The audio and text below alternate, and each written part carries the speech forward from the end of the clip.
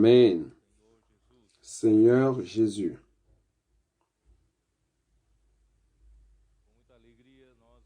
C'est avec grande joie que nous sommes encore ici, à la conférence régionale de Foz do Iguaçu,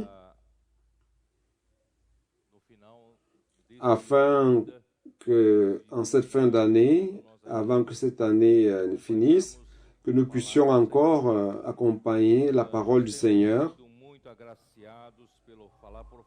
Nous avons été très reconnaissants de la parole prophétique que le Seigneur a donnée comme continuité après le ministère du frère Dong, qui a établi la base de ce qui se passe depuis ces dernières années. Et le Seigneur, à travers son serviteur, le frère Dong, a établi un fondement très solide et très ferme parmi nous.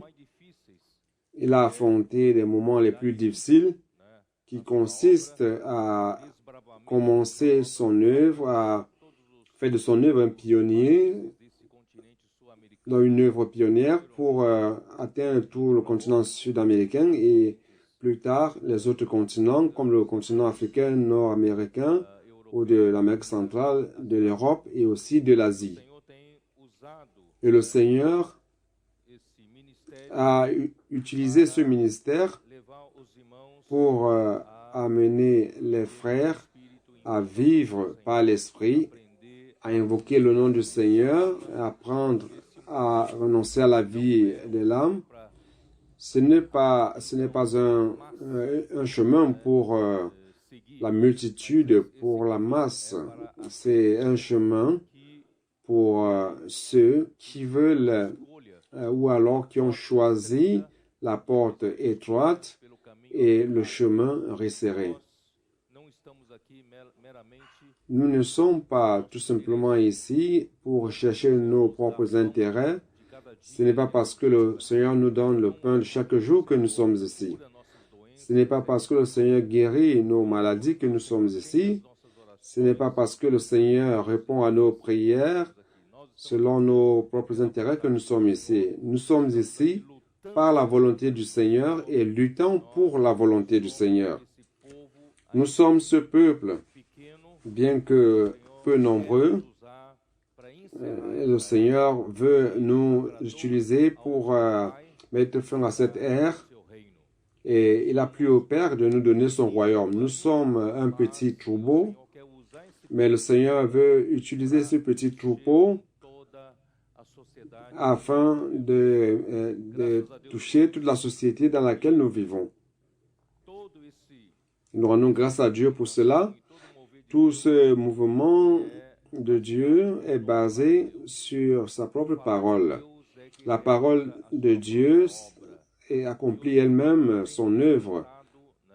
Et le Seigneur a suscité des personnes pour donner une continuité à son œuvre. Et la parole prophétique a continué d'avancer et nous rendons grâce à Dieu car nous ne sommes pas dans l'obscurité, nous ne marchons pas sans direction. Nous avons une chandelle qui brille dans cette nuit noire. Nous avons une direction à suivre qui est claire et bien définie. À cause de cette direction, le Seigneur, durant ces trois dernières années, il nous a bénis avec beaucoup d'outils qu'il a donnés à travers le ministère du frère Dong. Depuis les publications faites par l'éditeur Havre David. Nous avons aussi Expo Livre, les coopératives, les colporteurs, le CPF, le journal Havre de Vie,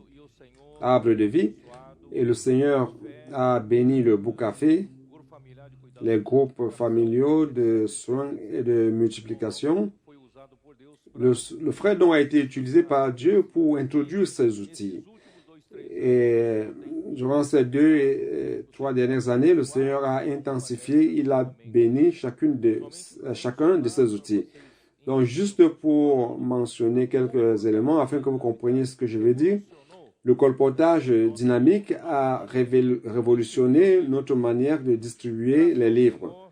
Et nous rendons grâce au Seigneur. Le colportage dynamique est en train de donner un appui presque à tous les outils pour l'avancée de Dieu.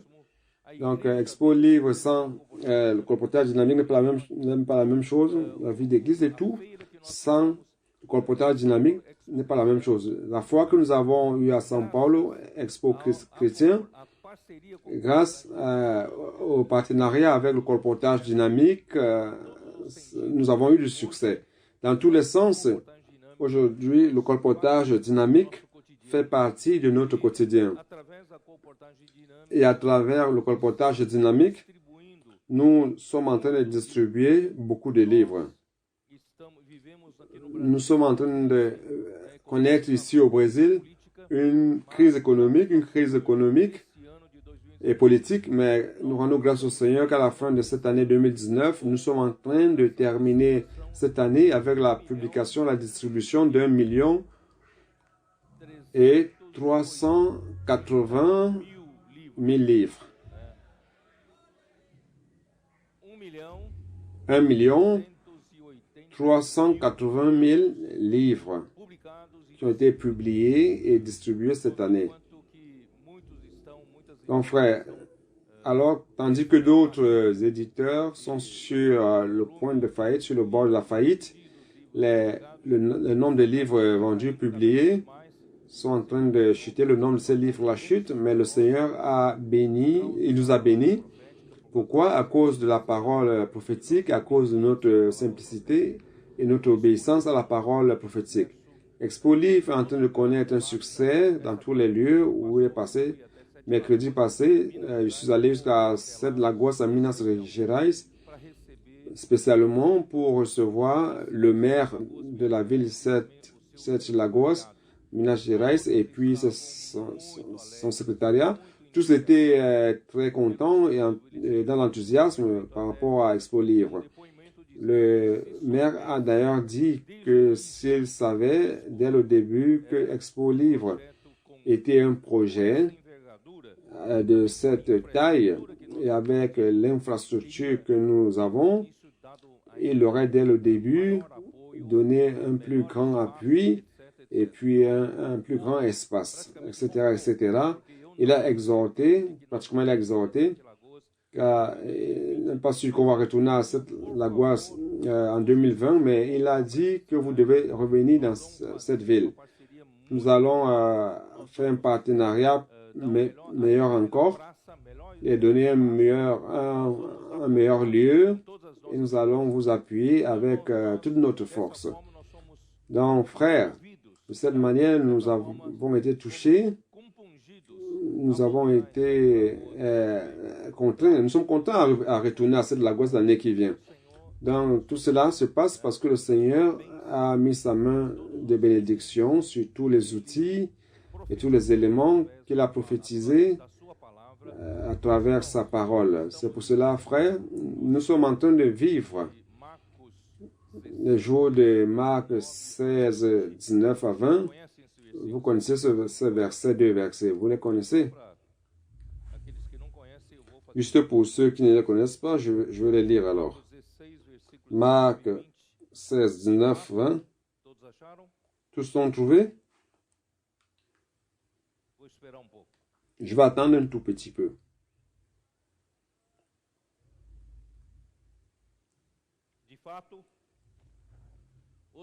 Le Seigneur, après leur avoir parlé, fut enlevé au ciel et il s'assit à la droite de Dieu. Jésus a fait sa part.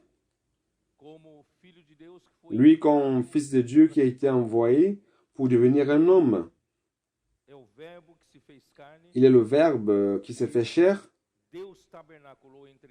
et Dieu l'a établi comme tabernacle parmi nous, plein de grâce et de vérité. Il est venu comme un homme, comme vous et moi. Il était sujet aux mêmes faiblesses, connaissant les mêmes tentations que l'homme connaît, mais il a vaincu. Il est l'homme qui a vaincu parce qu'il vivait tout ce temps sous l'autorité du Père. Il n'a jamais fait sa propre volonté, ni fait une parole qui venait de lui-même, mais il faisait la volonté du Père et il disait ce que le Père voulait qu'il dise. Et il accomplissait l'œuvre du Père à travers la parole du Père. Donc, il est mort pour nous racheter, pour nous racheter du péché, la mort rédemptrice et vicaire. Il n'est pas resté dans la mort. Quand Dieu l'a ressuscité, Dieu l'a approuvé. Il a approuvé l'homme Jésus. Dieu l'a ressuscité et l'a élevé dans les lieux célestes, selon le livre d'Éphésiens 1. Il est à la droite de Dieu le Père, au-dessus de toute principauté et autorité et de puissance et tout nom auquel on peut se référer. Donc notre Seigneur Jésus a reçu la plus haute autorité de puissance. Il est à la droite de Dieu comme homme. C'est un homme qui est là. Et en même temps qu'il est là au troisième ciel, à la droite de Dieu, il est aussi avec son Église. Lorsque son Église, selon sa parole, pratiquant sa parole, il dit, et ils s'en allèrent, il quitte l'Église. Ils s'en allaient prêcher partout. Puis-je prier pour vous? Prêchant l'Évangile partout. Le Seigneur travaillait avec eux et confirmait la parole par les miracles qui l'accompagnaient. Donc notre Seigneur est vivant. D'un côté, d'une autre extrémité, il est à la droite de Dieu avec toute puissance et autorité. Et à l'autre extrémité, il est là avec nous, apportant toute la puissance et l'autorité depuis le troisième ciel à son Église, ici sur terre. Et il confirme la parole avec les miracles. C'est ce qui se passe parmi nous. À Expo Chrétien, ils ont élu un pasteur pour donner la parole officielle d'ouverture. Et ce pasteur-là a dit ceci. Quand nous lisons les livres des Actes des Apôtres, nous voyons l'Esprit Saint effectuant des miracles, des prodiges, des signes.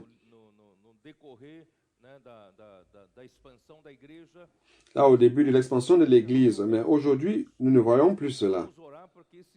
Allons prier afin que ce jour-là revienne. J'allais presque lever la main pour dire ces jours sont déjà revenus. Ces jours-là sont déjà là et se passent parmi nous. Et le Seigneur est avec nous. Depuis que nous avons commencé, frère, à pratiquer la parole prophétique, à prêcher l'Évangile à travers la prière, frère, quelle chose merveilleuse. Le Seigneur nous a donné une direction, aller là, et nous avons été obéissants et simples, et les choses se passent. Combien de miracles, combien de signes qui nous accompagnent. Combien de suicides nous avons évité à travers une prière, à travers la prédication de l'Évangile, n'est-ce pas? À travers le colportage dynamique, nous avons contacté des milliers de personnes et tout ont ont gagné quelque chose, un bénéfice. Mais il existe un danger de choses communes. Quelqu'un dit, priez pour moi, j'ai perdu mon travail. Fini de prier et quelqu'un était en train de lui offrir un travail. Donc, c'est toutes ces petites choses qui se passent parmi nous.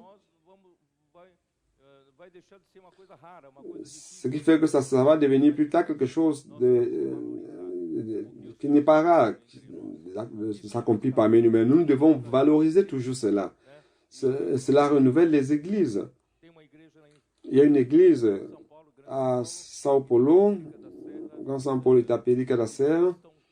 Les sœurs ont commencé à sortir pour prêcher l'évangile avec, puis-je prier pour vous, en abonnant les personnes avec les livres, le journal, et les personnes d'une manière spontanée dans cette ville-là, en recevant la prière, fermaient les yeux ou mettaient la main comme ceci, ou s'agenouillaient même sur le trottoir pour recevoir la prière. Et les sœurs qui sont sorties une d'elles a fait un rapport en disant que la vie d'église avant me laissait déprimé. J'étais déjà déprimé, mais maintenant je suis renouvelé. Avec cette sortie pour prêcher l'évangile, cette sortie pour contacter les personnes à travers un abord très simple. En priant pour les personnes. Donc ces petites choses-là se passent et cela montre que le Seigneur est en train de nous bénir. Et ça nous montre que le Seigneur est avec nous. Mais je voudrais vous dire d'où vient la parole prophétique, d'où vient l'orientation, d'où vient la direction du Seigneur. Frère, c'est à travers les ministres de la Nouvelle Alliance. Le Seigneur, afin de préparer un leader, afin de préparer un prophète, afin de préparer quelqu'un qu'il va envoyer, frère, ce n'est pas quelque chose de facile. Le Seigneur doit beaucoup travailler en cette personne. Comme Moïse, par exemple, comment ça s'est passé? Moïse,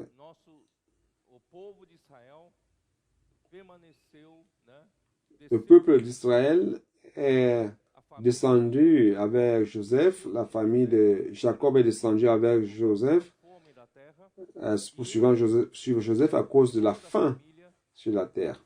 Et toute la famille, à la famille, on leur a donné une terre fertile d'Égypte pour s'y établir. Ils sont restés dans la terre de Gosé selon la permission du pharaon de l'époque.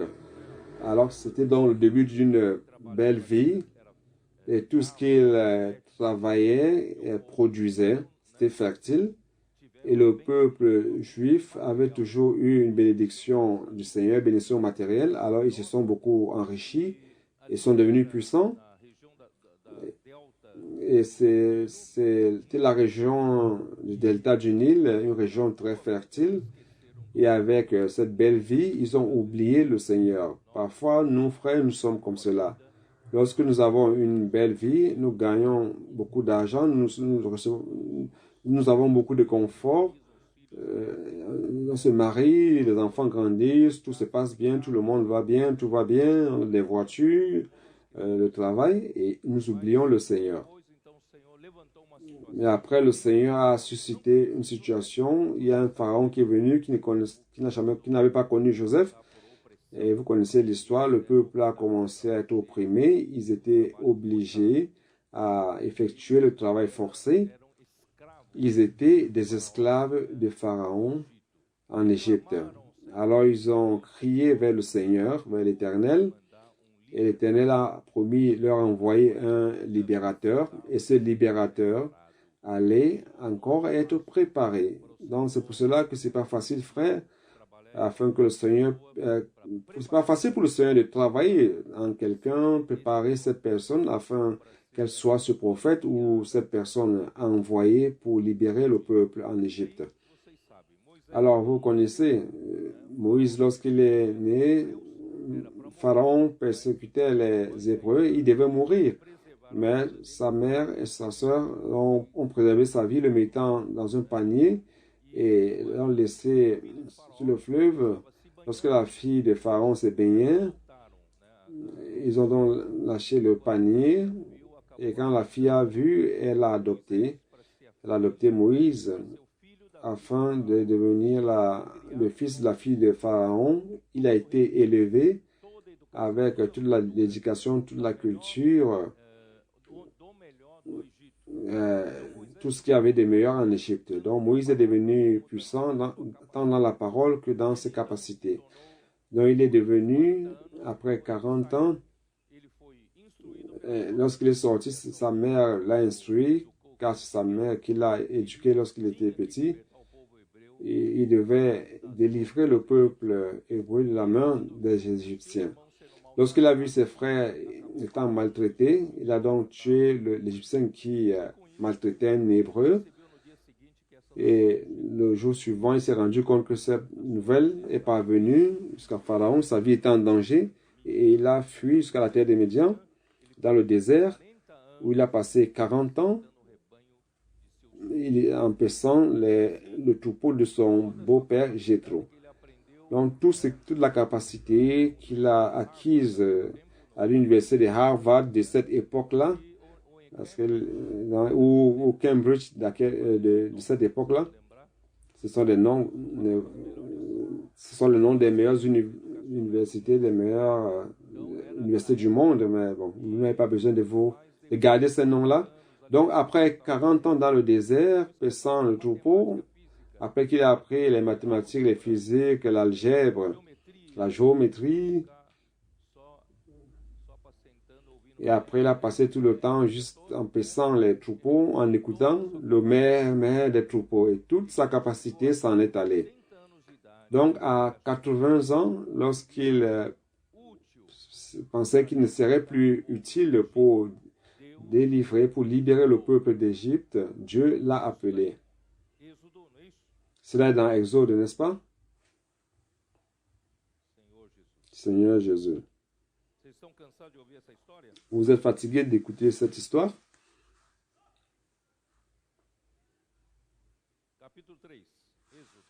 Exode, chapitre 3. Moïse faisait paître le troupeau de Jéthro, son beau-père, sacrificateur des Midian, et il mena le troupeau derrière le désert et vint à la montagne de Dieu à Horeb. L'ange de l'Éternel lui apparut dans une flamme de feu. Au milieu d'un buisson, Moïse regarda, et voici le buisson était tout en feu, et le buisson ne se consumait point. Moïse dit, je veux me détourner pour voir quelle est cette grande vision, et pourquoi le buisson ne se consume pas. Point. Frère, cette figure, c'est le principe que Dieu utilise avec l'homme afin de mener à bien sa volonté. Dieu veut utiliser un buisson qui représente l'homme.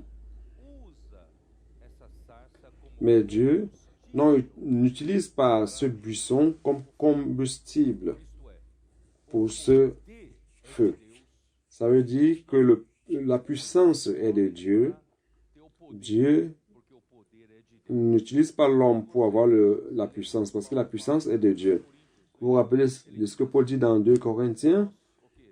Qu'est-ce qu'il dit?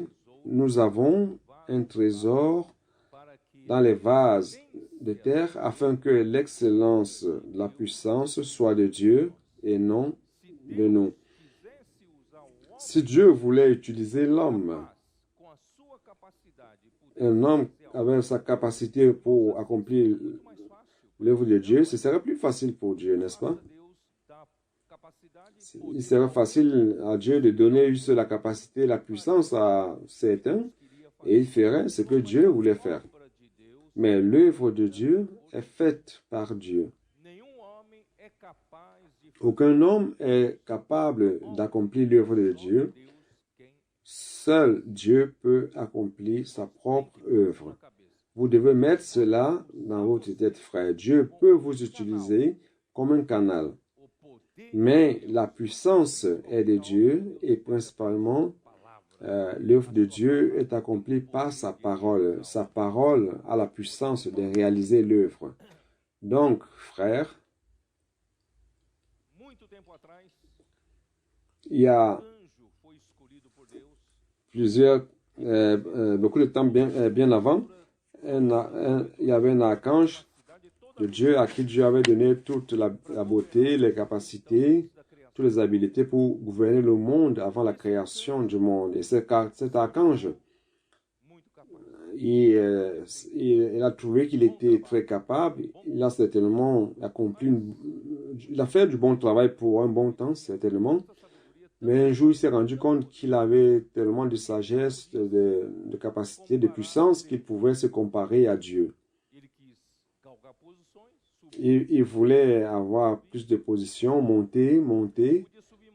Il est arrivé au point où il ne pouvait plus monter. Et lorsqu'il a vu, Dieu était au-dessus de lui. Il voulait juste être égal à Dieu.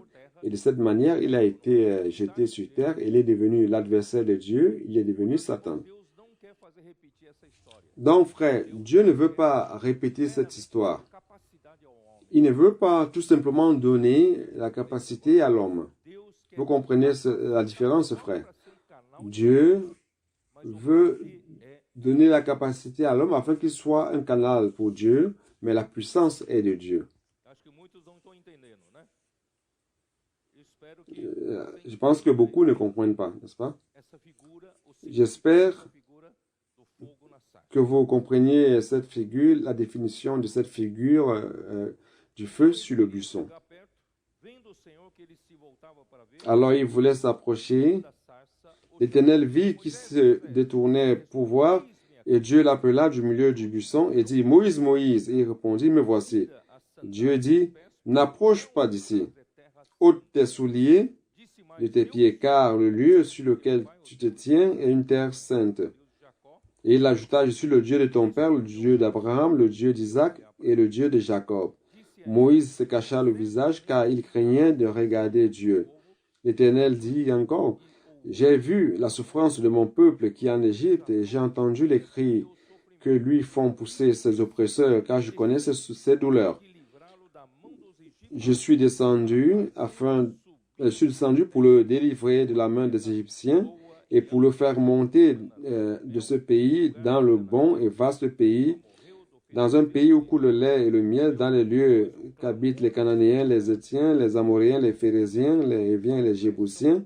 Voici les cris d'Israël sont venus jusqu'à moi et j'ai vu l'oppression que leur font subir les Égyptiens. Maintenant, va, je t'enverrai auprès de Pharaon et tu feras sortir d'Égypte mon peuple, les enfants d'Israël. Frères, le Seigneur voulait déjà délivrer le peuple. Et alors, il devait attendre 80 ans. Le peuple aussi devait attendre 80 ans afin que Dieu puisse préparer cet homme. Et lorsque Dieu a préparé cet homme, le meilleur de cet homme n'existait plus. À 40 ans, il était à l'apogée de sa capacité. Et Dieu a attendu que cet apogée, la capacité puisse être réduite à 0. Donc, verset 11, Moïse dit à Dieu, « Qui suis-je pour aller vers Pharaon et pour faire sortir d'Égypte les enfants d'Israël ?» C'était il y a 40 ans de cela, Moïse aurait dit, « Ah, j'y vais, laisse que je vais résoudre cela. » Mais il a dit, « Qui suis-je » Dieu dit, « Je serai avec toi et ceci sera pour toi le signe que c'est moi qui t'envoie. Quand tu auras fait sortir d'Égypte le peuple, vous servirez Dieu sur cette montagne. » Ça, c'est le signe. Si j'ai réussi à faire sortir ce peuple d'Égypte et j'arrive sur cette montagne et en servant et je sais le Seigneur, cela montre que il sera avec toi. Vous avez compris? Je pense qu'on n'avait rien compris. C'est ça, l'accomplissement de la prophète prophétique, la parole prophétique. Lorsque la parole prophétique s'accomplit, c'est la preuve que c'est la parole de Dieu. Je ne sais pas ce qui se passe avec vous aujourd'hui. Vous êtes difficile à comprendre les choses. Et Moïse dit à Dieu, j'irai donc vers les enfants d'Israël et je leur dirai, le Dieu de vos pères m'envoie vers vous. Mais s'ils me demandent quel est son nom, que leur répondrai-je? Dieu dit à Moïse, je suis celui qui suis. Et il ajouta, c'est ainsi que tu répondras aux enfants d'Israël, celui qui s'appelle Je suis m'a envoyé vers vous. Frère, c'est la première fois que quelqu'un a demandé le nom de Dieu et qu'il a répondu. Dieu a dit, je suis celui qui suis. Seigneur Jésus.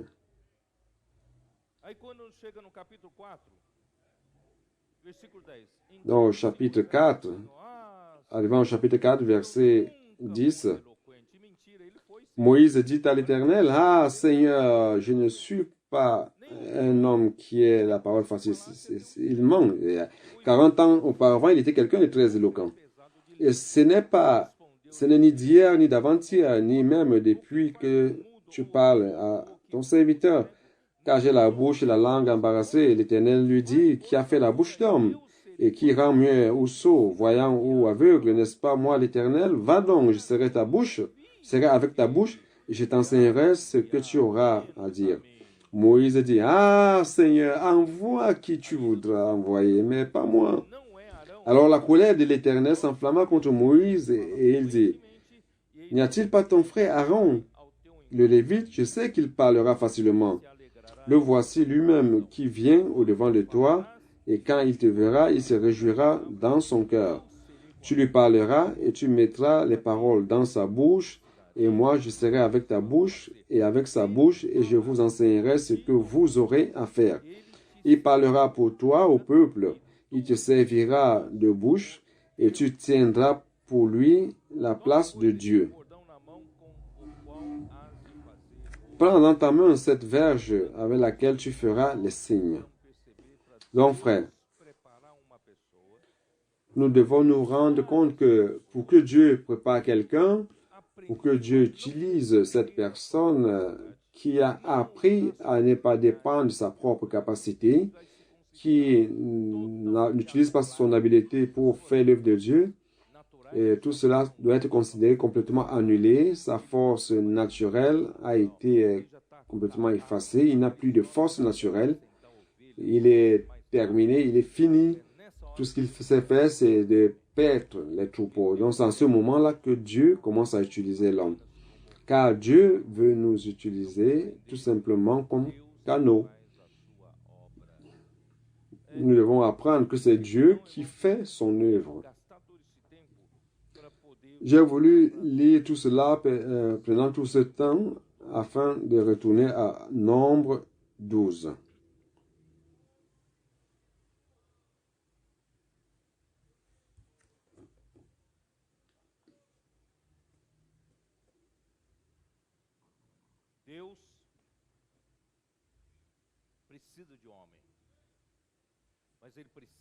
Dieu a besoin des hommes, mais il a besoin de l'homme dans lequel il a travaillé, l'homme adéquat, qui ne se considère pas capable, qui ne se considère pas, qui ne pense pas qu'il peut faire des choses, qu'il puisse faire des choses. Ça doit être une personne travaillée par le Seigneur. Et Moïse a été travaillé par le Seigneur. Donc la difficulté de l'homme, c'est que cet homme auquel je me réfère, c'est-à-dire le peuple d'Israël, par exemple, qui a passé 430 ans en Égypte. 430 ans, c'est plusieurs générations des enfants d'Israël. Ceci veut dire que les enfants d'Israël avaient déjà acquis la culture d'Égypte. Il y a beaucoup de choses qui étaient incorporées en eux. Ils étaient déjà ils étaient même déjà influencés par beaucoup de choses, influencés par le polythéisme, croient en plusieurs dieux. Lorsque Aaron a fait ce veau d'or, qu'est-ce qu'ils ont dit? Ceux-ci sont les dieux qui nous ont libérés d'Égypte. Donc tout cela, toute l'influence de la culture, c'est l'influence de la culture égyptienne, tout cela. Donc nous sommes dans le monde depuis que nous sommes nés. Nous prenons la culture du monde. Donc frère, il y a beaucoup de choses que nous utilisons aujourd'hui pour juger l'œuvre du Seigneur, pour juger les choses de l'Église. Ce n'est pas la culture du monde. Passant 430 ans dans le monde, le peuple de Dieu a passé 430 ans en Égypte. Donc nous devons apprendre à nous débarrasser de cette culture-là et adopter la culture de Dieu. Durant 430 ans, ce peuple n'avait aucun leadership spirituel. Ils ne savent pas ce que c'est écouter la parole de leadership spirituel et suivre cela comme une direction. Donc, durant 430 ans, ils ont vécu totalement sans la direction de Dieu, sans le leadership spirituel. Chacun faisait ce qu'il voulait. Et cette fois-ci, ils devaient agir différemment car ils allaient sortir d'Égypte. Pour sortir d'Égypte, Dieu a élevé un homme. Ils devaient apprendre à écouter cet homme. C'est pas facile, frère, d'écouter un homme. Là, vous parlerez de Dieu aux Hébreux. Ils ne connaissaient pas Dieu. Ils ne connaissaient pas la manière de travailler de Dieu. Ils ne connaissaient pas les pensées de Dieu et les voies de Dieu, n'est-ce pas? Donc, ce peuple était totalement hors de la culture de Dieu. Et Dieu devait sauver le peuple hors d'Égypte. Donc, c'était très difficile. Principalement, à partir d'aujourd'hui, lorsque Dieu devait accomplir un miracle, il les a sortis d'Égypte et les a menés dans la terre de Canaan, il devait apprendre à écouter la parole de Dieu. Mais les paroles de Dieu ne sont pas dites par un tonnerre ou par un éclair. Les paroles sont données au moyen d'un homme. Et cet homme-là, un seul homme, c'était Moïse. Mais il arrive que lorsque Dieu utilise un homme, et cet homme a sa famille, cet homme a sa vie, et il vit au milieu des autres hommes. Et les hommes, pensent, vous vous rappelez, cet homme parlait de Jésus en disant, mais nous connaissons son père et sa mère. Est-ce que ses frères ne vivent pas parmi nous? Ça veut dire que les prophètes n'ont pas d'honneur dans leur propre maison. Donc Jésus n'avait aucun honneur dans sa propre maison parce qu'on connaissait. Non, je sais pas. Il y a des gens peut-être qui ont des problèmes en donnant des mauvais témoignages. Il y a des gens qui essaient d'enlever la crédibilité du prophète à cause de cette relation humaine des parents, par exemple. Donc lorsque Moïse a pris une femme éthiopienne de couche, je ne sais pas si c'est correct ou pas, là, parce que la Bible n'en parle plus, ne fait plus de commentaires sur cela.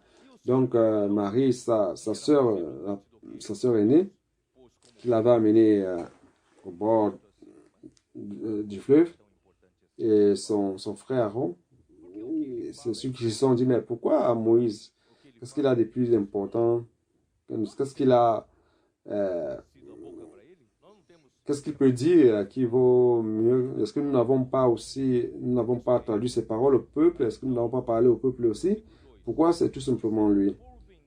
Alors, verset 2, ils dirent, est-ce seulement par Moïse que l'Éternel parle? N'est-ce pas aussi par nous qu'il parle? Et l'Éternel l'entendit. Donc, la première difficulté de celui qui est resté 430 ans en Égypte, qui a été acculturé en Égypte, c'est de comprendre que Dieu suscite un prophète et vous devez écouter la voix de Dieu à travers ce prophète.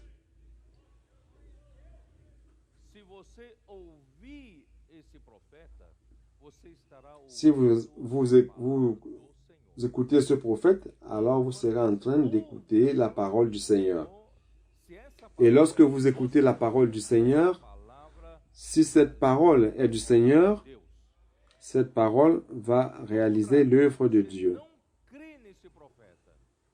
Et dans le cas contraire, si vous ne croyez pas en ce prophète, donc vous ne croyez pas aux paroles de ce prophète, alors les paroles que ce prophète professe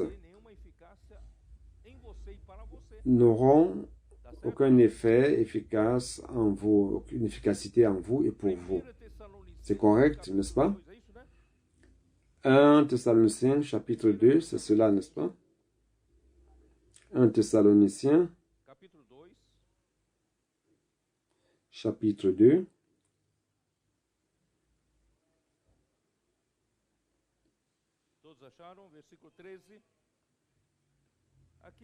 Tous ont trouvé, verset 13. Ce verset traduit bien ce qu'on doit faire. Donc, vous avez trouvé? 1 Thessaloniciens 2, 13. C'est pourquoi nous rendons continuellement grâce à Dieu de ce qu'en recevant la parole de Dieu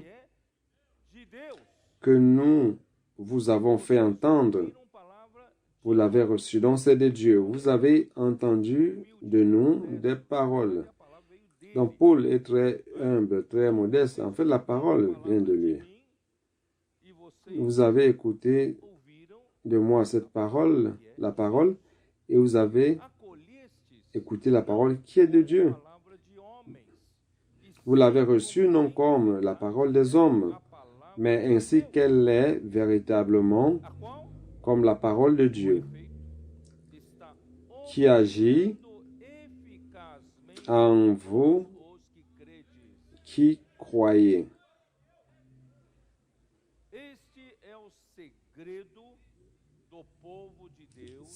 Voici le secret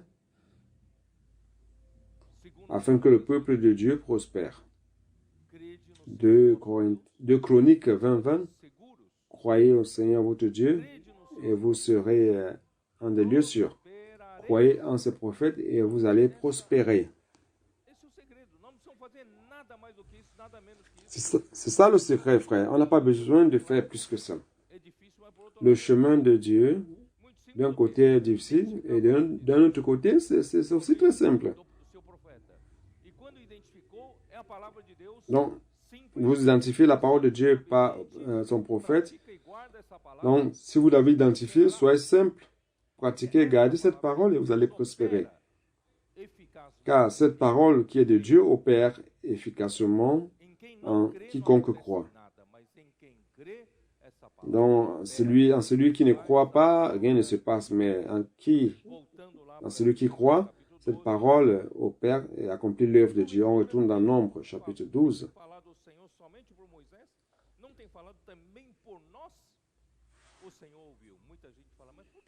Est-ce seulement par Moïse que l'Éternel parle, n'est-ce pas aussi par nous qu'il parle? Parfois, il y a des gens qui disent, mais pourquoi c'est toujours ce frère qui parle? Pourquoi c'est de suite? Donc, faites attention pour ne pas attirer l'attention aussi. En disant, ah, moi aussi, je donne des conférences, moi aussi, je partage la parole. On doit faire très attention. Nous n'avons qu'une seule parole du Seigneur. Verset 3. Or, Moïse était un homme fort patient, plus qu'aucun homme sur la face de la terre. Donc, ce verset est très spécial. Quand j'ai lu ce verset, étant très jeune, j'ai dit, pourquoi ce verset est-il ici? Le jeune Moïse était plus fort patient qu'aucun homme sur la face de la terre. Donc, Moïse n'était pas comme ça. Moïse a 40 ans. Lorsqu'un Égyptien avait maltraité un Hébreu, il allait la tuer. Il n'était pas un homme fort patient. Ce n'est pas l'attitude d'un homme patient. Je veux être loin de ce Moïse de 40 ans qui est capable de me donner un coup de caractère ou un coup de jiu-jitsu ou de MMA. Donc, après 80 ans, Moïse est devenu un homme patient.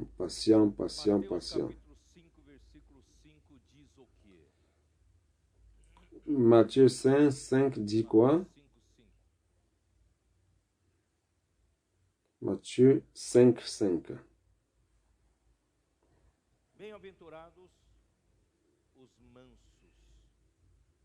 Heureux les débonnaires, car ils hériteront la terre. Frère, hériter la terre, c'est une chose de vainqueur. Hériter la terre, c'est pour celui qui va hériter du royaume. Les débonnaires, les doux, les patients hériteront de la terre. Donc vous voyez l'équilibre par lequel le Seigneur fait les choses. D'un côté, vous avez des personnes que le Seigneur a préparées pour être ses prophètes, pour être ses envoyés, pour professer sa parole et conduire le peuple de Dieu à travers la parole prophétique, n'est-ce pas? Mais d'un autre côté, Dieu aussi prépare cet homme afin qu'il soit le plus doux, le plus patient de tous les hommes qui existent sur la face de la terre. Pourquoi? Car lorsque vous prenez le leadership et que les gens correctement reconnaissent que ce leadership vient de Dieu, tous honorent cet homme, tous respectent cet homme, car sa parole, c'est la parole de Dieu. Et les choses se passent, ça donne la direction, ça nous montre le chemin par lequel nous devons cheminer. Donc tous respectent et tous l'honorent, n'est-ce pas? Donc si cet homme n'avait pas été préparé facilement, cet homme va s'enorgueillir. Cet homme, de manière facile, va extrapoler de son propre poste, de la propre position. Donc, quelque chose qui va commencer à l'irriter, il va commencer à maltraiter les autres ou à piétiner sur les autres. Donc, l'orgueil et l'arrogance vont le rendre aveugle et Dieu ne pourrait plus l'utiliser, n'est-ce pas? Donc, frère, les personnes que le Seigneur utilise, qui sont devant nous, ces personnes, frère, le Seigneur doit vraiment travailler en elles à tel point qu'ils deviennent humbles devant le Seigneur. N'est-ce pas? Nous avons un bon exemple, c'était le frère. Donc, vous pouvez essayer de l'exalter, essayer de le mettre sur une position élevée. Le frère Dong, frère, n'est jamais sorti de sa position d'humilité. Il s'est toujours comporté comme un serviteur de Dieu et rien de plus.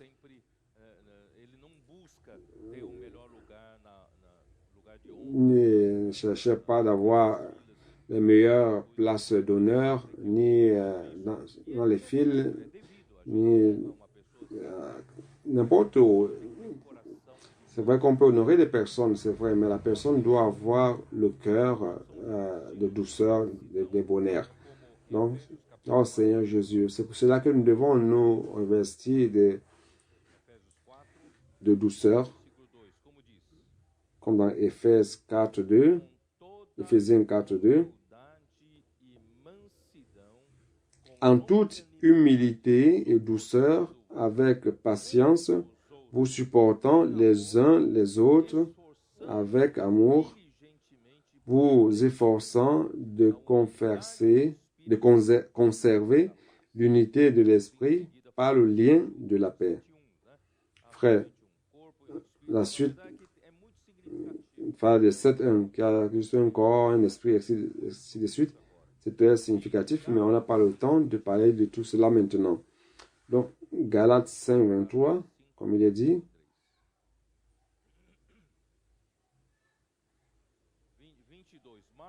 Galates 5.23, 22.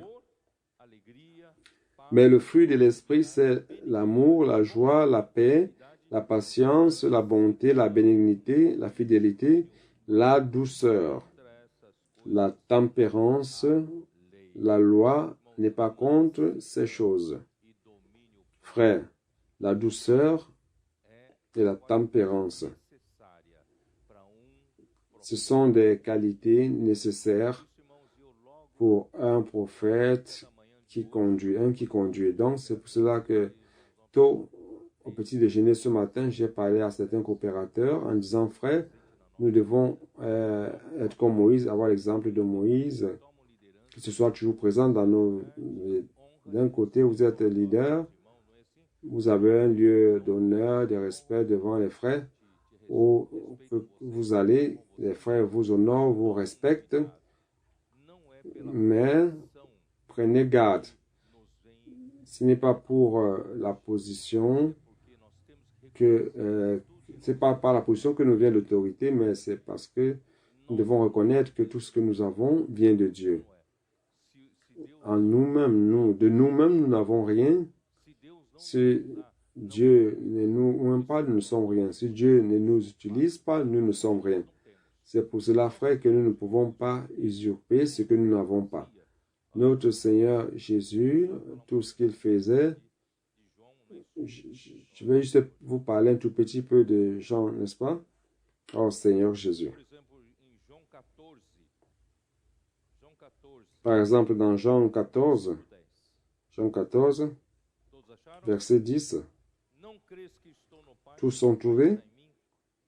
Ne crois-tu pas que je suis dans le Père et que le Père est en moi, les paroles que je vous dis, je ne les dis pas de moi-même. Et le Père qui demeure en moi, c'est lui qui fait les œuvres. C'est-à-dire que c'est le Père qui parle. Les paroles que je vous professe ne sont pas les miennes, ce sont les paroles du Père. Et ces paroles qui viennent du Père, ce sont elles qui font l'œuvre du Père. L'œuvre de Dieu est faite, n'est-ce pas? Chapitre 17 de Jean, verset 6.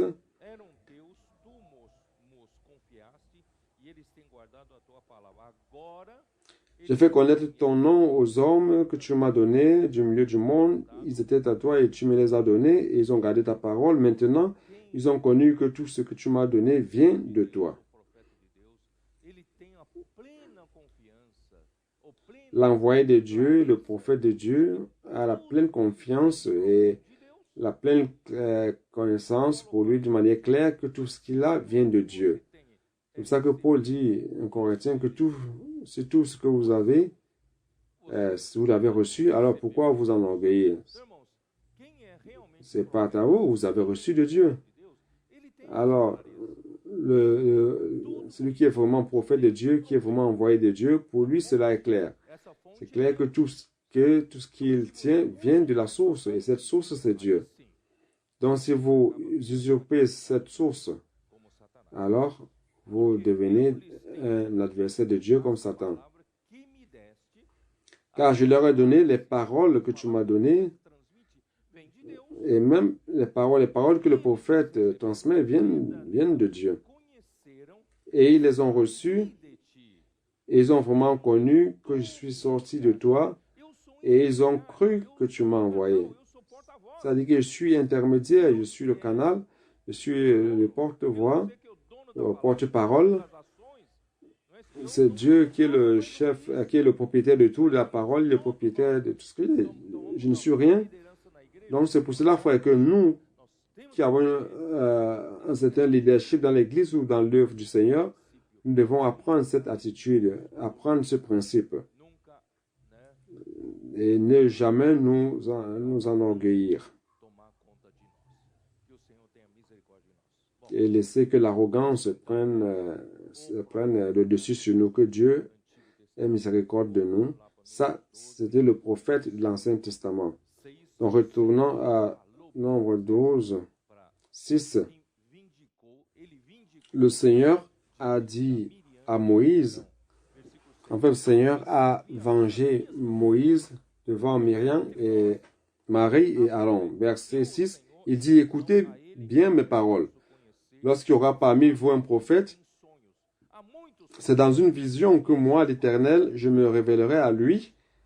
C'est dans un songe que je lui parlerai. Il y a plusieurs prophètes, et ces prophètes de l'Ancien Testament, Dieu se manifestait à eux en vision, en rêve et en songe. Il n'en est pas ainsi de mon serviteur Moïse. Il est fidèle dans toute ma maison.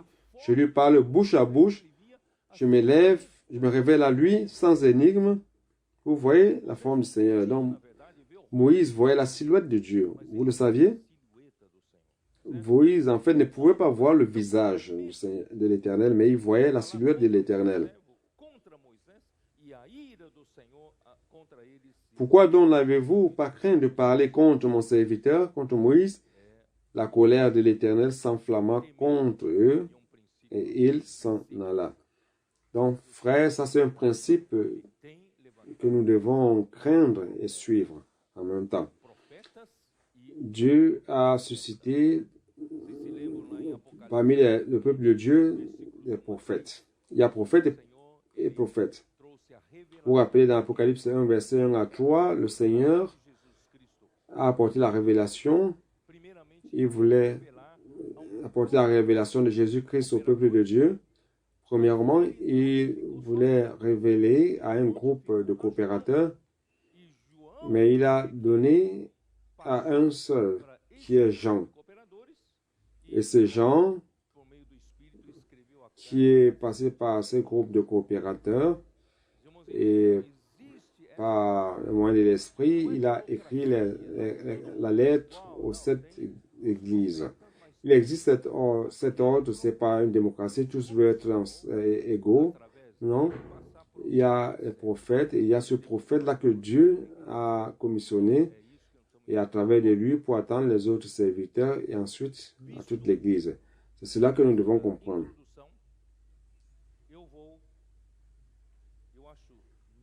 Donc, après cette introduction, je trouve nécessaire que je vous donne ici au sud. Je l'ai déjà donné au nord, au centre, à l'ouest. Je dois vous passer cette parole de ce que Jésus, le prophète, était déjà quoi? Enregistré dans la loi de Moïse, en Deutéronome 18. Ouvrons notre Bible en Deutéronome 18. Là, on peut voir que il écrit que Dieu allait susciter un prophète. Et ce prophète serait un prophète spécial. Alors, on va au verset 15. Tous ont trouvé? Deutéronome 18, 15.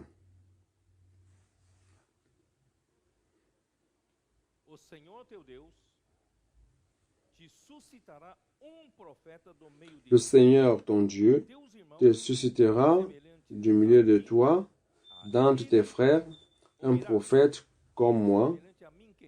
Vous l'écouterez.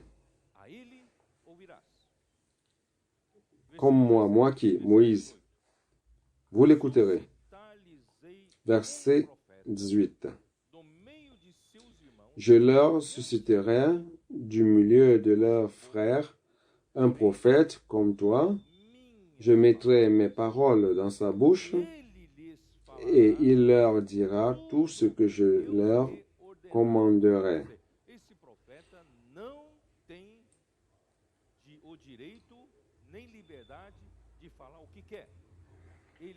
C'est-à-dire que ce prophète-là n'a ni le droit ni la liberté de dire tout ce qu'il veut dire. Non, il doit dire ce que je lui commanderai. Et si quelqu'un n'écoute pas mes paroles, qu'il dira en mon nom, c'est moi qui lui en demanderai compte. Dieu demanderait des comptes à ceux qui n'ont pas écouté le prophète qu'il aurait envoyé. Je voudrais attirer votre attention que ceci, c'est une partie de la loi de Moïse. C'est dans la loi de Moïse que Dieu allait susciter ce prophète spécial. Et qui est ce prophète spécial? Le peuple d'Israël, en fait, connaît cela. Ils connaissent la loi, ils attendent ce prophète. Ils attendent l'apparition de ce prophète. Et vous allez dire, mais comment vous pouvez prouver cela? Allons voir.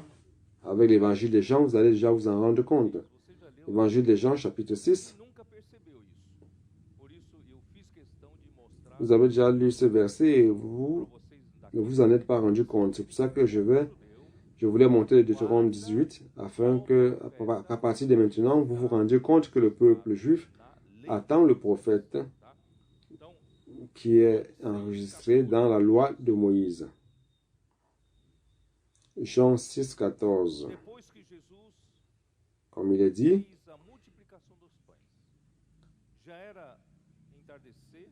après la multiplication des pains faite par Jésus,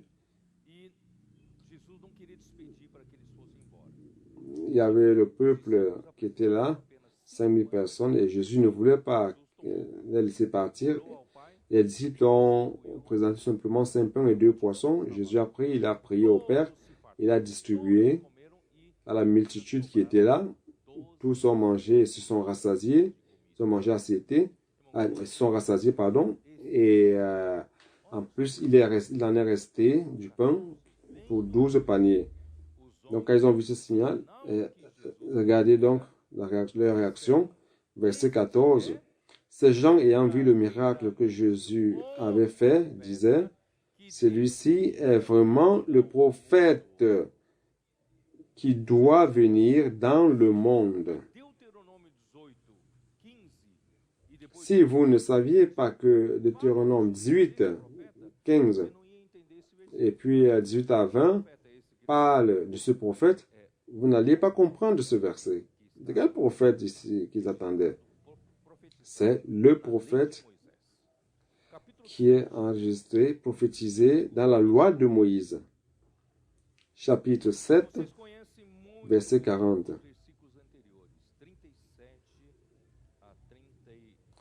Vous connaissez très bien les versets antérieurs 37 à 39, n'est-ce pas?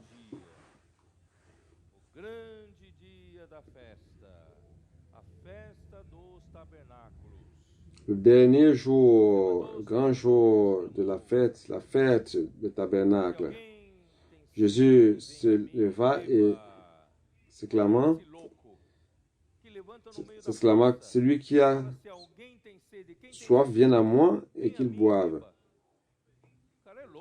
Quel est ce fou qui dit, si vous avez soif, venez à moi et buvez? Il est fou. Qui es-tu? Celui qui croit en moi, comme dit les Écritures, de son intérieur couleront des fleuves d'eau douce, d'eau vive, pardon. Cela devait les laisser encore plus étonnés. Qui croira en lui et sortira en lui des fleuves d'eau vive? Et il disait cela en rapport à l'esprit qu'il allait recevoir, ce qui allait croire en lui, car maintenant, je ne vais pas expliquer cela, je l'expliquerai plus tard. Donc, ceux du peuple qui ont écouté cette parole disaient, celui-ci est réellement le prophète. Et c'est ce prophète qui est dans la loi de Moïse, dans Deutéronome 18. Jean chapitre 1, 21.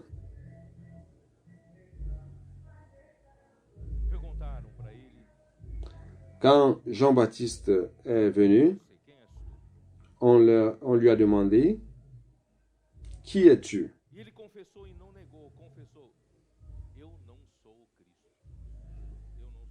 Il a confessé, n'a pas nié, il a dit, je ne suis pas le Christ. Je ne suis pas le Christ. Et on lui demandait encore, qui es-tu donc? Es-tu Élie? Il a dit, je ne le suis pas. Es-tu le prophète? Et il répondit, non. Ce n'est pas Jean-Baptiste le prophète. Le prophète serait Jésus. Donc, frère, si vous n'aviez pas le contexte de Deutéronome 18, vous n'auriez pas compris ce verset. Cela se réfère au prophète qui est dans la loi de Moïse. Chapitre 5, 46.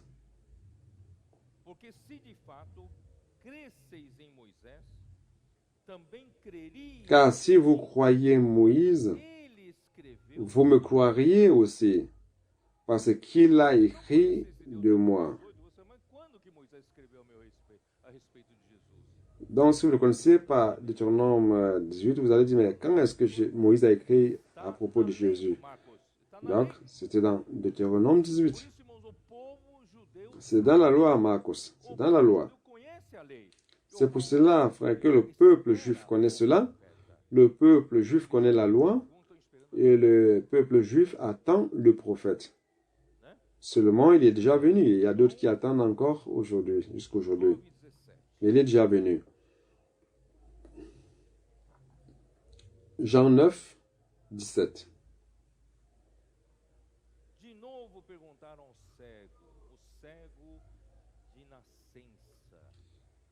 Ils dirent encore à l'aveugle né, celui à qui Jésus a ouvert les yeux. Il a ouvert les yeux d'un aveugle né. Vous connaissez l'Ancien Testament? Je ne connaissais pas et je ne connais pas encore un cas d'un aveugle né qui a été guéri. Si vous en connaissez, avisez-moi. Moi, je n'en ai pas vu d'autres. Maintenant, les pharisiens était indigné car Jésus a guéri cet aveugle le jour du sabbat. Et ils demandèrent à Jésus, ils demandèrent à l'aveugle, n'est-ce pas? Verset 16. Sur quoi quelques-uns des pharisiens dirent, cet homme ne vient pas de Dieu car il n'observe pas le sabbat. D'autres dirent, comment un homme pécheur peut-il faire de tels miracles? Et il y eut division parmi eux. Donc d'un côté, il est pécheur et d'un autre côté, comment il peut accomplir ce miracle? Parce que les Juifs respectent beaucoup les miracles. Ils dirent encore à l'aveugle, toi, que dis-tu de lui?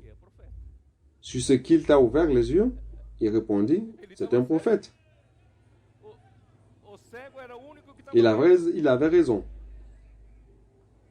Le seul qui avait vu, c'était l'aveugle. Qui dites-vous qui il est? Il est prophète.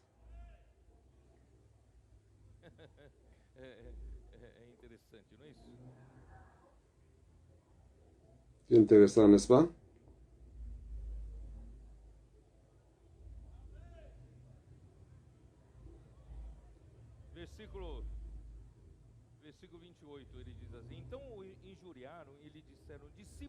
Verset 28, il dit ceci. Ils injurièrent et dirent, c'est toi qui es son disciple, nous sommes disciples de Moïse. Les gens comparaient toujours Jésus et Moïse. Donc, nous savons que Dieu a parlé à Moïse, mais celui-ci, nous ne savons d'où il est. Cet homme leur répondit, il est étonnant que vous ne sachiez d'où il est. Et cependant, il m'a ouvert les yeux. Nous savons que Dieu n'exauce point les pécheurs, mais si quelqu'un l'honore et fait sa volonté, c'est celui-là qui l'exauce.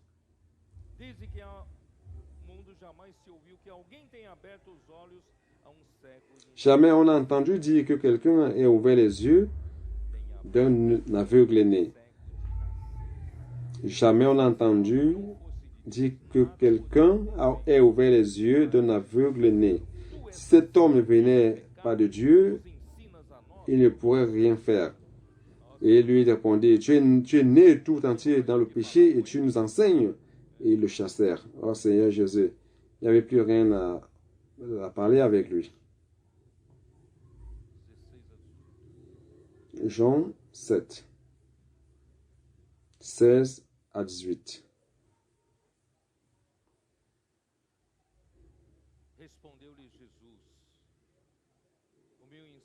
Jésus leur répondit, ma doctrine n'est pas de moi, mais de celui qui m'a envoyé. Si quelqu'un veut faire sa volonté, il connaîtra si ma doctrine est de Dieu ou si je parle de mon chef. Pour comprendre ce verset, le verset 17, d'ailleurs c'est difficile de comprendre, il dit, vous savez frère, un prophète ne parle pas de son propre chef.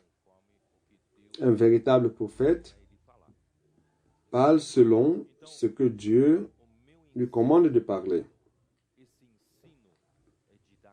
Jésus dit, ma doctrine n'est pas de moi. C'est didache en grec. Doctrine. Donc, cette doctrine n'est pas de moi, mais de celui qui m'a envoyé.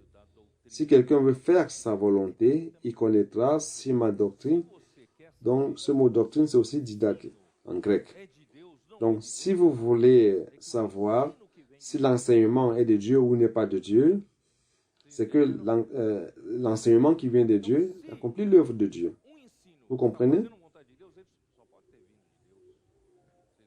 Donc, s'il y a un signe, un miracle qui accomplit l'œuvre de Dieu, un enseignement, pardon, qui accomplit l'œuvre de Dieu, alors ça vient de Dieu. Verset 18, celui qui parle de son propre chef cherche sa propre gloire. Il y a des gens qui disent, ah, pourquoi l'autre parle? Est-ce que je ne peux pas aussi parler pour Dieu? Et il parle de son propre chef. Et en général, c'est lorsqu'on recherche sa propre gloire. Il est difficile de faire quelque chose pour le Seigneur, dans le Seigneur, alors qu'il y a quelque chose qui est caché à l'intérieur de nous, qui recherche la gloire, qui recherchent la reconnaissance. Ne dites pas que vous êtes spirituel et que vous ne tombez pas dans cela, frère. Nous tous, nous tombons dans cela. Que Dieu ait miséricorde de nous. C'est pour cela que nous devons être travaillés par Dieu, être préparés par Dieu. Il doit travailler dans ce cœur afin qu'il puisse nous utiliser. Frère, aujourd'hui, dans le même principe sur lequel Moïse a été travaillé, Dieu veut travailler cela sur vous tous. Il veut vous utiliser. Nous sommes sur la dernière ligne droite. Ce matin, j'ai un peu dit aux frères que nous sommes sur la dernière ligne droite. Ce que vous avez pratiqué jusqu'à maintenant ne sera plus suffisant. Nous devons arriver à un autre niveau. Et cet autre niveau, c'est purifier notre cœur, être travaillé par Dieu, que Dieu nettoie même cette recherche de la propre gloire, de la gloire personnelle.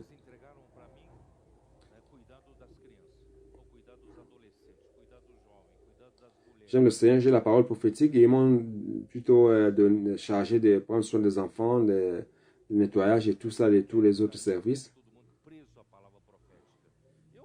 Ah, je ne veux pas être là, je ne vais pas être vous donner la parole prophétique, je vais développer quelque chose afin que tout le monde dise que vous voyez, ah, cet homme, il est bon.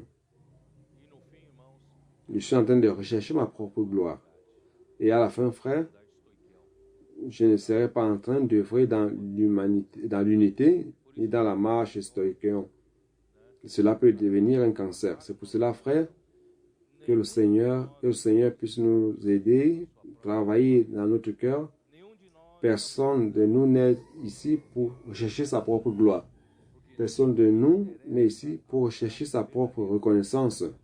Car ce qui intéresse le véritable homme de Dieu, c'est que la volonté de Dieu soit faite et non votre volonté. Il ne s'agit pas de faire ce que vous voulez faire afin d'être reconnu. Voilà. Nous sommes là pour faire la volonté de Dieu. C'est pour ça que nous choisissons la porte étroite, le chemin resserré. C'est aussi par rapport à cela. C'est dans ce sens aussi. Il ne s'agit pas seulement de souffrir, restreindre la direction du Seigneur, mais restreindre l'œuvre du Seigneur, la parole du Seigneur. C'est cela. Donc, celui qui parle, son propre chef recherche sa propre gloire, mais celui qui recherche la gloire de celui qui l'a envoyé, celui-là est vrai et il n'y a point d'injustice en lui. Chapitre 8, 28-29. Jésus donc leur dit, quand vous aurez élevé le Fils de l'homme, alors vous connaîtrez ce que je suis, et que je ne fais rien de moi-même, mais que je parle selon ce que le Père m'a enseigné. Celui qui m'a envoyé est avec moi et il ne m'a pas laissé seul parce que je fais toujours ce qui lui est agréable. Frère, je ne fais jamais rien de moi-même, mais je parle selon que le Père m'a enseigné. Je fais toujours ce qui lui plaît. Ça, c'est le principe de celui qui sert le Seigneur. Vous voyez, je ne fais rien de moi-même. Dites cela à vous-même. Je ne fais rien de moi-même. Je ne fais rien de moi-même. Mais je parle comme le Père m'a enseigné. Et je fais toujours ce qui lui est agréable.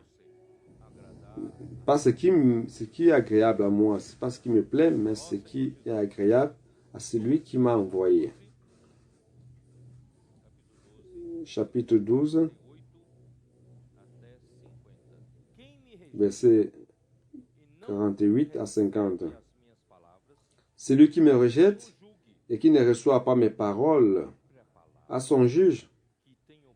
La parole que j'ai annoncée, c'est elle qui le jugera au dernier jour. Si la parole du prophète n'est pas reçue par quelqu'un, cette même parole va juger cette personne au dernier jour. Vous comprenez? Car je n'ai point parlé de moi-même, Mais le Père qui m'a envoyé m'a prescrit lui-même ce que je dois dire et annoncer. Et je sais que son commandement est la vie éternelle. C'est pourquoi les choses que je dis, je les dis comme le Père me les a dites. Frère, le prophète n'a pas sa propre liberté.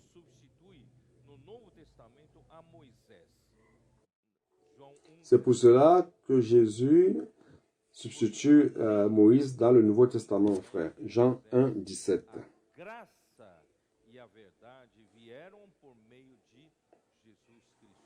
Car la loi a été donnée par Moïse, la grâce et la vérité sont venues par Jésus-Christ. Donc la dispensation a changé. Dans l'Ancien Testament, dans la dispensation de la loi, Moïse était utilisé comme le prophète. Mais maintenant, la dispensation a changé. C'est la dispensation de la grâce. Et dans cette nouvelle dispensation, dans cette nouvelle alliance, c'est le Seigneur Jésus qui est le prophète. Il a apporté la grâce et la vérité. N'est-ce pas? Ils sont venus par Jésus-Christ.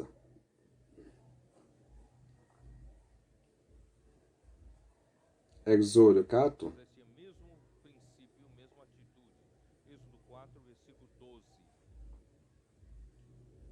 Moïse avait le même principe, même attitude. Exode 4, verset 12. Va donc, je serai avec toi et je t'enseignerai ce que tu auras à dire. Donc Moïse ne proférerait pas sa propre parole, mais c'est Dieu qui lui enseignerait ce qu'il allait dire, n'est-ce pas? 3, 12. Non, pardon. Verset 15 aussi.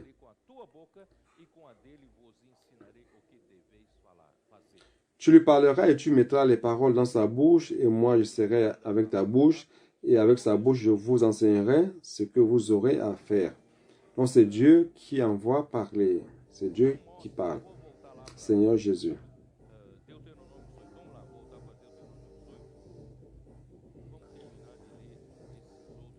On va retourner à Deutéronome 18.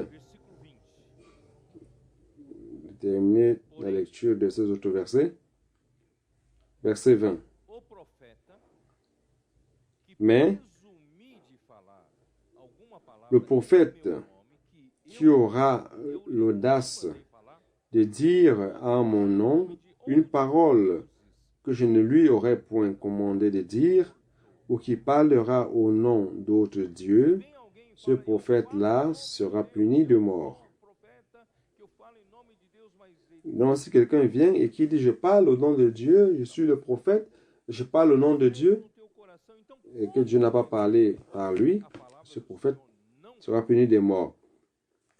Peut-être diras-tu dans ton cœur, comment connaîtrons-nous la parole que l'Éternel n'aura point dite, quand ce que dira le prophète n'aura pas lieu, il aura parlé au nom de l'Éternel, et n'arrivera pas, ce sera une parole que l'Éternel n'aura point dite.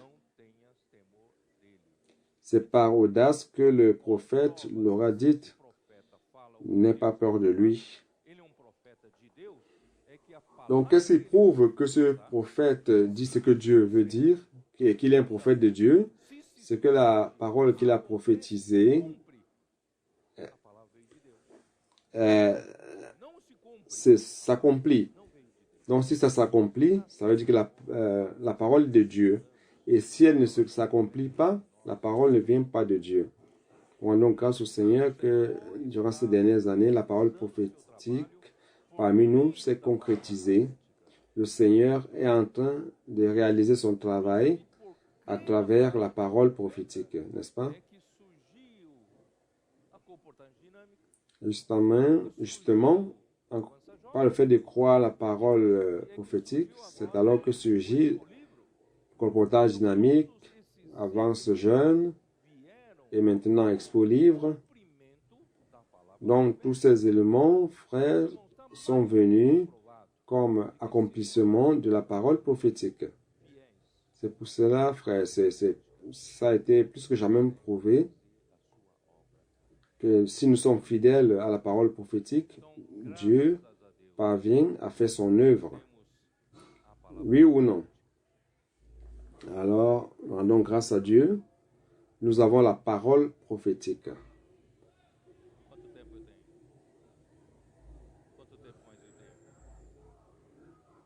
J'ai encore combien de temps?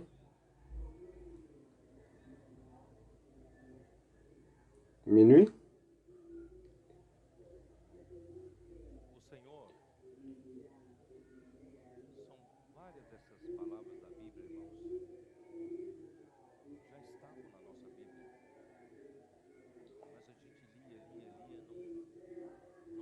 Il y a plusieurs paroles dans la Bible. Toutes ces paroles, c'était déjà dans notre Bible. On les lisait, on ne les comprenait pas. Mais le Seigneur nous les révèle maintenant. Parfois, ce sont des petites choses, des petits détails qui font la différence. Ce matin, j'ai mon tout frère qui était là dans la réunion, à la réunion de service.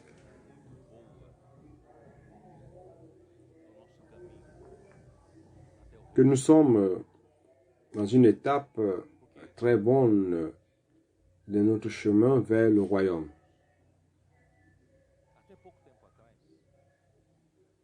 Car durant les premières années, et même il y a peu de temps de cela,